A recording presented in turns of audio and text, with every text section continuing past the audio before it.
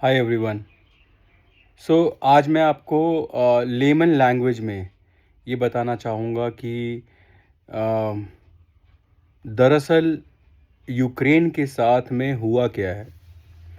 तो आप सब जानना चाहते होंगे, बहुत कुछ सुन रहे होंगे मीडिया में, बहुत सारी बातें टहल रही हैं और आजकल कुछ मीटिंग्स भी हो रही हैं between Trump and Putin. Trump जो कि अमेरिका का प्रेसिडेंट है और पुतिन जो कि रशिया का प्रेसिडेंट है। और अभी हाल फिलहाल में ही ज़ेलेंस्की भी ट्रम्प से मिला और ज़ेलेंस्की की भी बाकी और भी देशों के लीडर्स के साथ में मीटिंग हो रही है, जिसमें एक कंट्री है जो कि स्टेक होल्डर डेफिनेटली बनना चाह रही है और वो है फ्रांस। फ्रांस का जो प्रेसिडेंट है मैक्रोन, वो भी इंटरेस्ट ले रहा है कि उसको भी जो नेगोशिएशंस होंगे उसमें पार्टिसिपेट करना है। ये जो पूरा आप देख रहे हैं ना आपके नज़र के सामने में, इसे बस एक महज एक वॉर की तरह मत देखिए आप। मतलब सिर्फ इतना मत समझिए, हालांकि वॉर अपने आप में ही बहुत क्रूअल होता है। तो मैं समझ सकता हूँ कि आप अ, आपके आपकी अंडरस्टैंडिंग जो है, जो जो बन रही है, जो बनती है, क्योंकि खुद भी कोई व्यक्ति अगर न्यूज़ देखता है तो उसे ऐसा लगता है कि उसे वही समझ में आता है ज़्यादातर सिनेरियोज़ में जो कि मीडिया वाले समझाते हैं, मीडिया वाले जो दिखाते हैं। सारे मीडिया वाले सच नहीं दिखा रहे हैं आपको, ये भी जान लीजिए आप। ये बहुत मतलब मुद्दे की बात मैं कह रहा हूँ कि सारे सारे मीडिया हाउसेस आपको सच नहीं दिखाते। भारत का जो पर्सपेक्टिव दिखाया है मीडिया ने, वो पर्सपेक्टिव क्या है? वो पर्सपेक्टिव ये है कि भारत निष्पक्ष रह कर के काम करना चाहता है। एक्चुअली में इनिशियली तो यही हुआ था कि भारत निष्पक्ष है, लेकिन भारत को दो लोगों के पचड़े में पड़ना क्यों है? लेकिन ये पचड़ा जब आप समझोगे ना, आगे जब मैं बोलूँगा, बताऊँगा, पूरी बात ज़रूर सुनना, क्योंकि जब पूरी बात आप सुन लोगे तो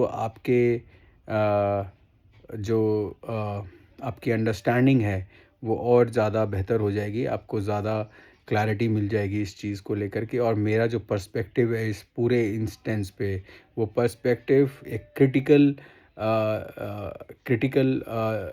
थिंकिंग के बेसिस पे क्रिएट हुआ है वो। तो you should be knowing about it. तो प्लीज़ उसको आगे भी सुनो, कंटिन्यू करो।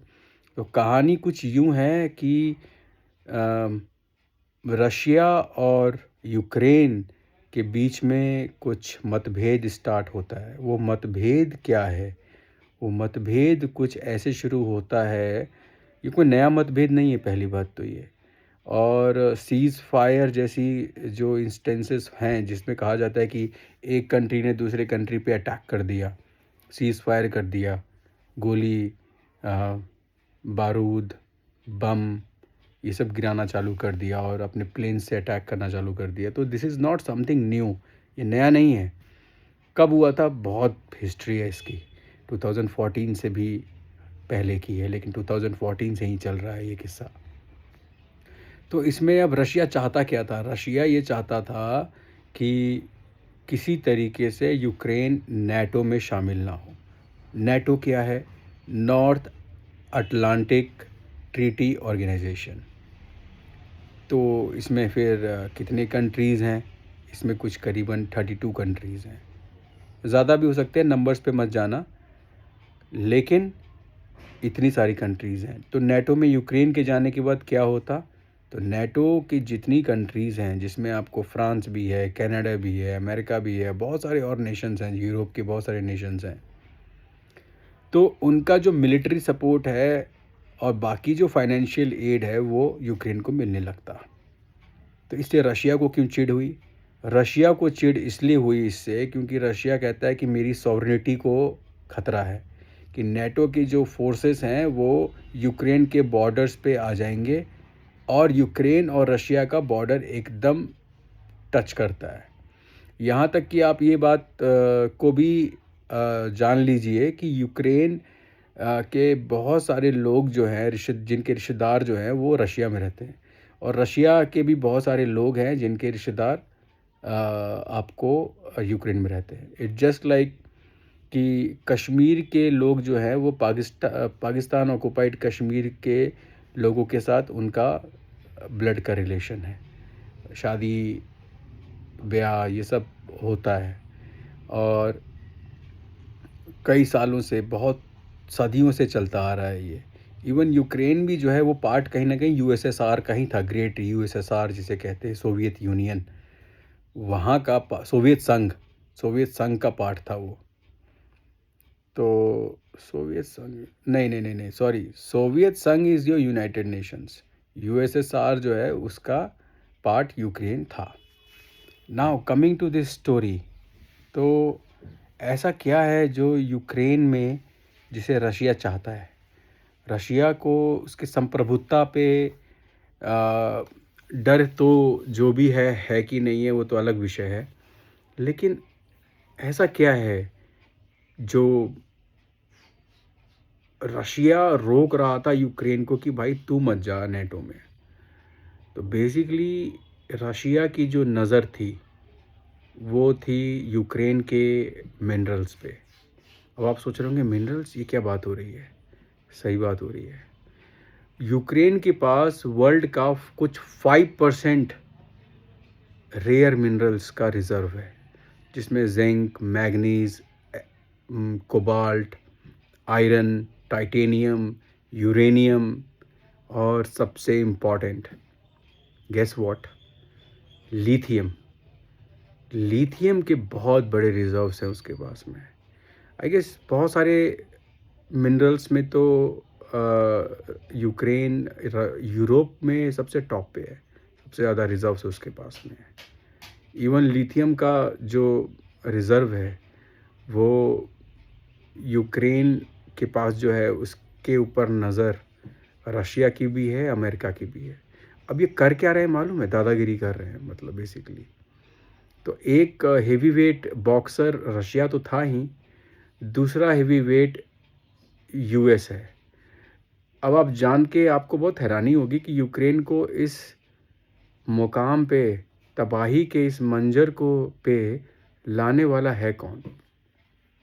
इस तबाही के मंजर पे लाने वाला यूक्रेन को अमेरिका भी है, जिसमें ओबामा एडमिनिस्ट्रेशन है, जो बाइडेन एडमिनिस्ट्रेशन है, और अब ट्रम्प कह रहा है कि मुझे नहीं पता ओबामा ने तुम्हें क्या प्रॉमिस किया था, मुझे नहीं पता कि तुमको जो बाइडेन ने क्या प्रॉमिस किया था, लेकिन अब तुम्हें इसको डील करना पड़ेगा। अब तुम्हें यहाँ पे जो है ना, तुम्हारे पास you don't have cards to play, you don't have any options left, तुम्हारे पास कोई ऑप्शंस बचा नहीं है। तो जेलेंस्की को अब ये कहते हैं ना पंचिंग बैग बना रखा है। जेलेंस्की कौन? यूक्रेन का सो कॉल्ड प्रेसिडेंट। तो जेलेंस्की को बना रखा है पंचिंग बैग। अब ये पता है बाय हुक और क्रुक डील तो होनी है, और डील क्या होगी कि अच्छा, रशिया का पॉइंट क्या है कि वो ये भी कह सकता है कि जितना उसने ऑक्युपाई किया है यूक्रेन को वो उसका, वो ये भी कह सकता है कि ठीक है मैं सारी चीज़ें रिलीज़ कर दूंगा, लेकिन यूक्रेन के जितने भी नेचुरल रिसोर्सेज के रिजर्व्स हैं वहाँ पे रशियन कंपनी का सेटअप चाहिए उसको। ये हो सकता है डील का पार्ट।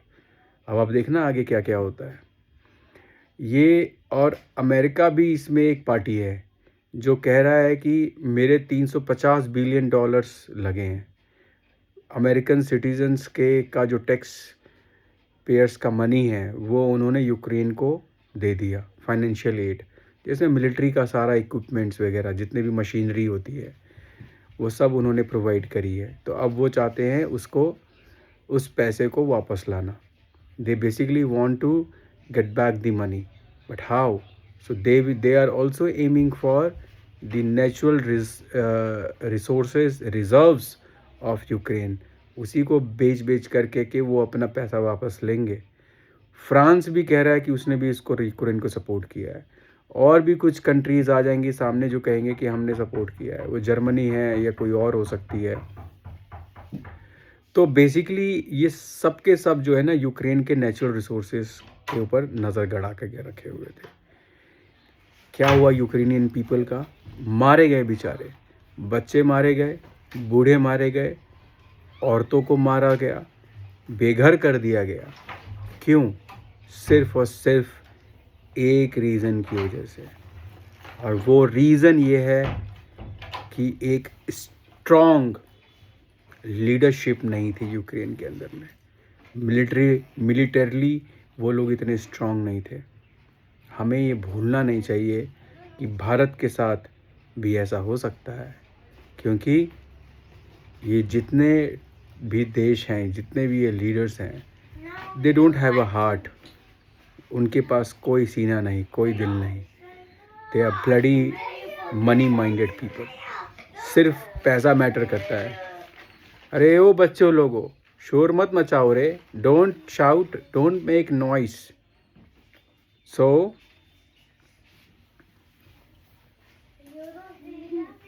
कहानी आपको समझ में आ गई, राइट? अब आगे क्या करना है ये आपको समझ में है। ये वोट का जो यूज़ है वो सही तरीके से करना बहुत ज़रूरी है। और हमारा देश में पोटेंशियल बहुत ज़्यादा है। बहुत सारे लोग हैं जो कि मतलब ये जो मात्र मिट्टी पे मरने का जो जज्बा है, वो भारत देश में हर व्यक्ति के अंदर होना चाहिए। नो मैटर कि वो किस रिलीजन से ताल्लुक़ रखता है, चाहे वो किसी भी रिलीजन का हो। और आज तक यहाँ की मेजॉरिटी जनता ने, जो मेजॉरिटी में है, उन्होंने भारत के संप्रभुता को बचाने के लिए अपना लहू बहाया है। बाकी भी लोगों ने अपना कंट्रीब्यूशन किया है। लहू तो हर जगह से बहा होगा, लेकिन हमारा देश अगर स्ट्रॉन्ग नहीं है, यहाँ की लीडरशिप, हमारा मिलिट्री अगर सब मजबूत नहीं है, तो हमारे भी नेचुरल रिसोर्सेज पे हमारे भी लोगों को टारगेट किया जा सकता है और हमें भी बेघर किया जा सकता है। हमें, हमारे बच्चों को, हमारे घर की महिलाओं को, बूढ़ों को, सबको मारा जा सकता है। किस तरीके से गाजर मूली की तरह काट के रख दिया है रशिया ने, सिर्फ और सिर्फ क्यों? क्योंकि उसे नेचुरल रिसोर्सेज चाहिए थे यूक्रेन के। अमेरिका ने क्यों दिया इतना $350 बिलियन? पागल कुत्ता काटा है अमेरिका को, सिर्फ और सिर्फ इसलिए क्योंकि उस $350 बिलियन को खर्च करके वो $700 बिलियन, डबल, 2x 3x पैसा वो यूक्रेन से लेगा। और आने वाले कई सालों तक यूक्रेन कर्ज में डूबा रहेगा। इंफ्रास्ट्रक्चर रीबिल्डिंग का अगर प्रोसेस चलता भी है तो उसमें भी पैसा लगेगा, और वो हेविली डिपेंडेंट रहेगा अमेरिका और रशिया जैसी कंट्रीज़ पे, इवन फ्रांस और बाकी भी जितनी भी यूरोपियन कंट्रीज़ हैं। तो यूरोप में यूक्रेन का होना और यूक्रेन की इस दयनीयता पे बहुत भयंकर रूप से राजनीति की गई है। यूक्रेनियन पीपल के ऊपर में, लोगों के ऊपर में जो जुर्म हुआ है, वो इतिहास याद रखेगा, और हम सबको उससे सीख लेने की ज़रूरत है कि हम अगर बटेंगे तो हम कटेंगे। ये बात बिल्कुल सत्य है, बढ़ेंगे तो कटेंगे। एक भारत श्रेष्ठ भारत। जय हिंद, वंदे मातरम। मिलता हूँ आपको मैं अपने नेक्स्ट वीडियो में। तब तक अपना ख्याल रखिए। Bye bye. जय श्री राम।